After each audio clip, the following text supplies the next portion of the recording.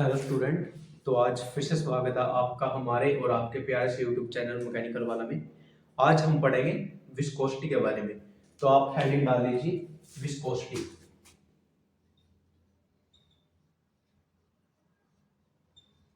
Viscosity viscosity को समझने के लिए हम एक एक्सपेरिमेंट करेंगे। हमने क्या किया, एक गिलास लिया। हमने एक गिलास लिया जो कि हमारे किसी भी लिक्विड से बना हुआ है।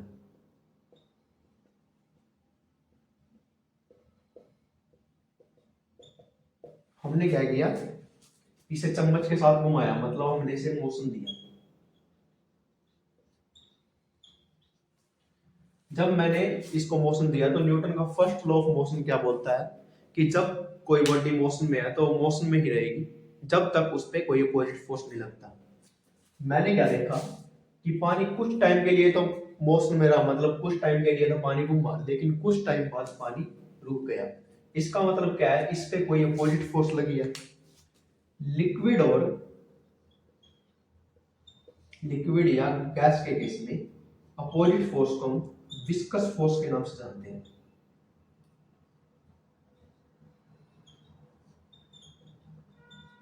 उसी प्रकार सॉलिड के केस में अपोजिट फोर्स को हम फ्रिक्शन के नाम से जानते हैं। Friction force. फ्रिक्शन सॉलिड के केस में, लिक्विड के केस में विस्कस फोर्स वही काम करेगा जो सॉलिड बॉडी के केस में फ्रिक्शन फोर्स करता है। जैसे मैंने क्या किया, एक बॉल ली। बॉल क्या हमारी सॉलिड है, मैंने क्या किया, उसे सरफेस पे मूव कराया। बॉल कुछ टाइम के लिए तो मूव की, मतलब बॉल ने कुछ टाइम के लिए तो अपनी पोजीशन चेंज की, लेकिन कुछ टाइम बाद क्या हुआ, बॉल का मोशन रुक गया, बॉल रेस्ट पे आ गई। इसका मतलब क्या है कि बॉल पर कोई अपोजिट फोर्स लग गया। अपोजिट फोर्स को फ्रिक्शन के नाम से जानते हैं। फ्रिक्शन ने क्या किया, बॉल के मोशन को रोक दिया। उसी प्रकार विस्कस फोर्स लिक्विड और गैस के केस में वही काम करेगा जो फ्रिक्शन ने सॉलिड केस में किया। विस्कस फोर्स क्या करेगा, जो हमारा लिक्विड और गैस की लेयर है उनका मोशन है उनको रोक देगा। तो विस्कस फोर्स क्या है, हमारे लिक्विड और लेयर के मोशन को रोक देता है। विस्कस फोर्स के कारण जो हमारा फ्लूइड या लिक्विड और गैस है के पास जो प्रॉपर्टी होती है उसे हम विस्कोसिटी बोलते हैं। तो विस्कोसिटी की एक बेसिक डेफिनेशन दिया है कि it is the property of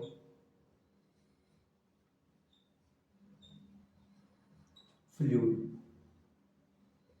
fluid में गैस और लिक्विड दोनों आ गए। It is the property of fluid by which it retard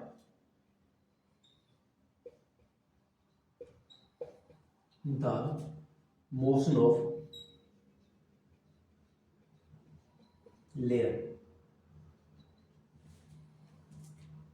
it is the property of fluid, या फ्लूइड की एक प्रॉपर्टी है, बाय विच इट, जिससे है retard the motion of layer. Retard का मतलब होता है रोकना, जिससे यह क्या करता है, जो लेयर है उनके मोशन को क्या करता है, रोक देता है। तो अगर यह लिक्विड के लेयर को रोकेगा तो यह क्या करेगा, उसके फ्लो को रोक देगा, मतलब resist the flow of fluid। ठीक है, तो अब हम पढ़ेंगे वेलोसिटी ग्रेडियंट के बारे में। वेलोसिटी ग्रेडियंट के बारे में पढ़ेंगे अब हम। वेलोसिटी ग्रेडियंट का काम आगे हमारे न्यूटन्स लॉ ऑफ विस्कोसिटी में आएगा। विस्कोसिटी पर न्यूटन ने एक लॉ दिया जिसे हम न्यूटन्स लॉ ऑफ विस्कोसिटी के नाम से जानते हैं। तो आप हेडिंग डाल लीजिए सबसे पहले वेलोसिटी ग्रेडियंट। वेलोसिटी ग्रेडियंट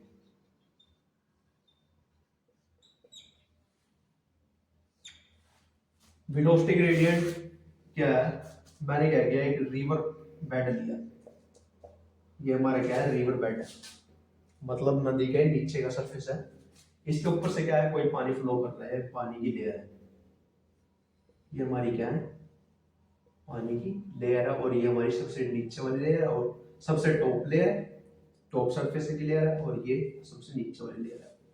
जो मैंने देखा कि जो सबसे नीचे वाली लेयर है उसका सीधा कांटेक्ट सॉलिड सरफेस से है, तो इसका मतलब क्या है कि इस लेयर और इस लेयर के बीच में बहुत ज्यादा फ्रिक्शन है, तो वो क्या करेगा, इस लेयर के मोशन को कम कर देगा। मैंने मान के चला कि इस लेयर का जो मोशन है, इसकी जो वेलोसिटी है वो 0 मीटर पर सेकेंड है, मतलब ये रेस्ट पर ही है। मैंने क्या किया, इससे जस्ट ऊपर वाली लेयर को देखा। जब मैंने इसके ऊपर वाली लेयर को देखा तो क्या हुआ कि जो इससे ऊपर वाली लेयर है, जो ये नीचे से थर्ड नंबर वाली लेयर है, ये आगे की तरफ मूव कर रही है, मूव कर रही है, और एक लेयर है इनके बीच में, सेकंड नंबर वाली। ऊपर की लेयर क्या कर रही है, इसे आगे की तरफ धकेल रही है, और जो नीचे वाली लेयर है इसे पीछे की तरफ धकेल रही है। तो लेकिन इससे क्या हुआ कि इसके पास वेलोसिटी आई लेकिन बहुत कम आई, इससे थोड़ी ज्यादा आई। तो इसने क्या किया, सपोज करो 1 मीटर पर सेकेंड की वेलोसिटी से मूव करना शुरू किया। इसने क्या किया, 1 मीटर पर सेकेंड की वेलोसिटी से मूव करना शुरू किया। अगर मैंने इससे ऊपर वाली लेयर देखी तो इसकी वेलोसिटी इससे कुछ ज्यादा होगी। अगर मैं ऐसे ही ऊपर की तरफ देखते जाऊंगा तो क्या होगा, लेयर की वेलोसिटी बढ़ती जाएगी। सपोज करो सबसे ऊपर वाली लेयर की वेलोसिटी 4 मीटर पर सेकेंड होगी, और ये क्या है, इनके बीच का डिस्टेंस है। सपोज करो ये डिस्टेंस है h1 और ये डिस्टेंस है h2, ये डिस्टेंस है h3। अगर मैं इस वेलोसिटी को इस डिस्टेंस से डिवाइड कर दूं तो क्या मिलेगा मेरे को, वेलोसिटी ग्रेडियंट। तो वेलोसिटी ग्रेडियंट क्या है, it is the ratio of velocity layer to the length या हाइट। तो velocity gradient is equal to velocity upon length. ठीक है, तो अब हम पढ़ेंगे Newton's law of viscosity. Newton ने एक लॉ दिया जिसे हम क्या बोलते हैं, विस्कोसिटी के ऊपर एक लॉ दिया जिसने हम बोलते हैं न्यूटन्स लॉ ऑफ विस्कोसिटी। जैसे न्यूटन ने मोशन पर 3 लॉ दिए जिसे हम बोलते हैं न्यूटन्स लॉ ऑफ मोशन, ऐसे ही न्यूटन ने एक विस्कोसिटी के ऊपर लॉ दिया जिसे हम बोलते हैं Newton's law of viscosity.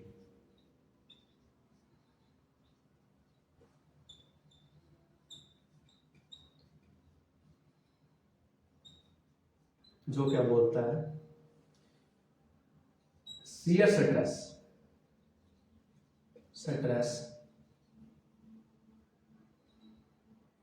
on fluid layer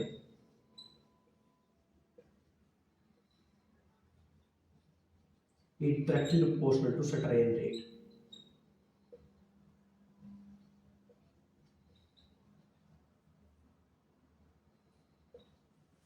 मतलब shear stress on fluid layer, जो फ्लूइड की लेयर है उन पर shear stress is directly proportional, मतलब directly dependent upon strain rate.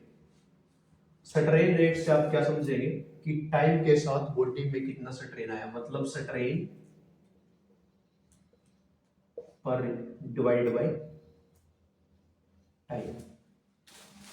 देखिए शियर स्ट्रेस को मैं फोर्स पर यूनिट एरिया लिख सकता हूँ। शियर स्ट्रेस मेरे क्या होता है, फोर्स पर unit area, it directly proportional to strain rate. Strain मेरे क्या होता है, चेंज इन लेंथ पर यूनिट ओरिजिनल लेंथ, और रेट के लिए मैंने क्या किया, टाइम से डिवाइड कर दिया। ये टाइम ऊपर क्या है, मल्टीप्लाई में चल जाएगा। यहाँ पर डायरेक्टली प्रोपोर्शनल का साइन हटाने के लिए एक कांस्टेंट आएगा जो मेरे क्या है म्यू। अब आप इसमें इस टर्म को देखिए, इस टर्म को change in length divided by time, मेरा क्या होता है वेलोसिटी डिवाइडेड बाय लेंथ। जब जब मैं फिजिक्स में किसी भी क्वांटिटी को लेंथ के साथ डिवाइड करता हूं तो उसके नाम के पीछे क्या लग जाता है, वेलोसिटी ग्रेडियंट। तो v अपॉन एल को मैं क्या लिखूंगा, वेलोसिटी ग्रेडियंट, और F मेरा क्या है, फ्रिक्शनल फोर्स। तो अगर मैं F की वैल्यू निकालूं, F की वैल्यू क्या आएगी, mu into area, area of side multiply में जाएगा, और वेलोसिटी ग्रेडियंट।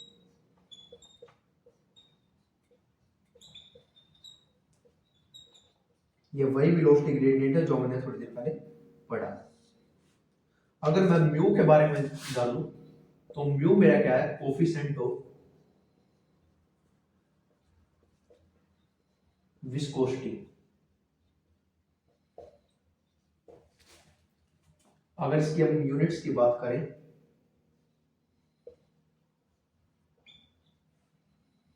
MKS सिस्टम में, तो म्यू का फॉर्मूला बनाएंगे पहले हम। म्यू इज इक्वल टू, यहां से म्यू क्या बनेगा, mu is equal to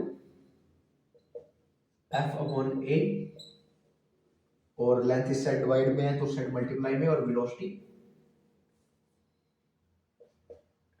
divide में, F अपॉन ए into length upon velocity.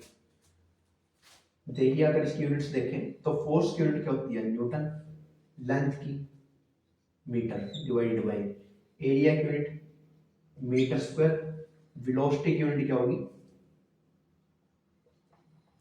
Metre पर सेकंड। सेकंड क्या है, ऊपर मल्टीप्लाई में चला जाएगा, सेकंड ऊपर मल्टीप्लाई में चला गया, मीटर से मीटर कैंसिल, तो क्या होगा, न्यूटन पर मीटर, न्यूटन सेकंड पर मीटर स्क्वायर। न्यूटन पर मीटर को मैं क्या बोल सकता हूं, पास्कल।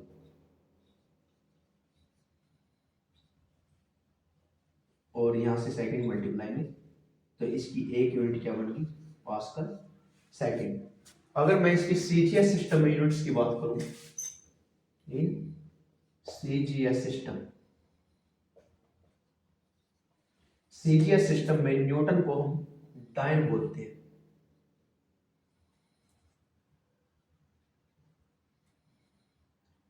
सेकंड पर, यहां पर मीटर स्क्वायर, तो यहां पे क्या आ जाएगा, सेंटीमीटर स्क्वायर, जिसका दूसरा नाम क्या है, पोइस। ठीक है,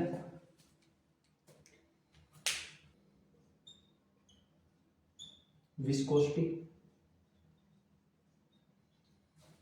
रिलेटिव विस्कोसिटी को अगर हम रिलेटिव विस्कोसिटी हमारी क्या होती है, अगर हम किसी भी फ्लूइड की विस्कोसिटी को वाटर की विस्कोसिटी से डिवाइड कर देते हैं तो क्या होगा, रिलेटिव विस्कोसिटी मिलेगी। तो रिलेटिव विस्कोसिटी क्या होगी, viscosity of fluid divided by viscosity of water, तो हमें क्या मिलेगा, रिलेटिव विस्कोसिटी। अगर हम इसकी यूनिट्स की बात करें तो ये भी विस्कोसिटी है और ये भी विस्कोसिटी, तो यूनिट्स की कैंसिल हो जाएगी, और ये क्या है, यूनिटलेस क्वांटिटी है।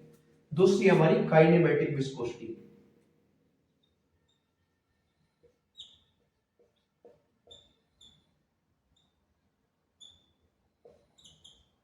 काइनेमेटिक विस्कोसिटी हमारी क्या होती है, कि डायनेमिक विस्कोसिटी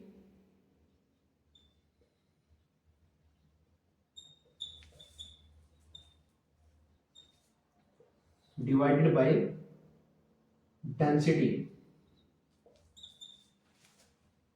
को हम क्या बोल लेंगे, काइनेमेटिक विस्कोसिटी। डायनेमिक विस्कोसिटी हमारी कौन सी है, जो यहां पर डायनेमिक विस्कोसिटी वही विस्कोसिटी है जो हमने थोड़ी देर पहले पढ़ी, जो क्या है हमारी mu, mu upon density rho, हमारी क्या है, काइनेमेटिक विस्कोसिटी। अगर हम इसकी यूनिट्स की बात करें तो हमारी डायनेमिक विस्कोसिटी की यूनिट क्या होती है, न्यूटन सेकंड पर मीटर स्क्वायर, डिवाइड बाय हमारी डेंसिटी की यूनिट क्या होती है, किलोग्राम पर मीटर क्यूब। यहां से क्या होगा, ये टर्म मीटर क्यूब यहां पे चला जाएगा, और किलोग्राम यहां पे, यहां से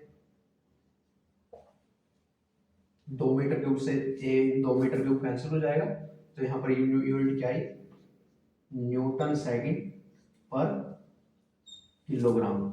अगर हम इसकी सीजीएस सिस्टम में यूनिट की बात करें तो न्यूटन को हम बोलते हैं डायल सेकंड पर ग्राम, जिसको एक अलग नाम दिया गया, वो क्या है, स्ट्रोक। ठीक है, देखिए जो हमारी ये विस्कोसिटी होती है टेम्परेचर से इनवर्सली डिपेंडेंट होती है। मतलब अगर किसी बॉडी का टेम्परेचर बढ़ता है तो उसकी विस्कोसिटी क्या होती है, घट जाती है। इसको समझने के लिए देखिए मैंने क्या किया, घी लिया। घी सर्दियों में क्या होता है, घी गाढ़ हो जाता है, मतलब सॉलिड हो जाता है। लेकिन मैंने उससे क्या किया, आग पर गर्म किया। आग पर गर्म किया तो क्या हुआ, उसके वो लिक्विड स्टेट में आ गया। ठीक है ना, अगर वो लिक्विड स्टेट में आ गया तो मैंने उसे घुमाया चम्मच के साथ तो बहुत देर में रुकेगा एज कंपेयर टू उसकी सॉलिड स्टेट। तो इसका मतलब क्या है, उसके पास सॉलिड स्टेट में विस्कोसिटी ज्यादा थी as compare to liquid state. इसका मतलब क्या हुआ, जब मैंने बॉडी का टेम्परेचर बढ़ाया तो उसकी विस्कोसिटी बढ़ गई, और जब मैंने उसका टेम्परेचर को कम किया था तो उसकी विस्कोसिटी ज्यादा थी। एक बात याद रखना, जो भी हमारा लिक्विड है जितना ज्यादा गाढ़ा होता है उसकी विस्कोसिटी उतनी ही ज्यादा होती है। जैसे हमारा शहद है, उसकी विस्कोसिटी हमारे पानी की विस्कोसिटी से ज्यादा है। तो आपको कैसा लगा हमारा आज का लेक्चर? तो अगर आपको अच्छा लगा हो तो सब्सक्राइब करें। Thank you.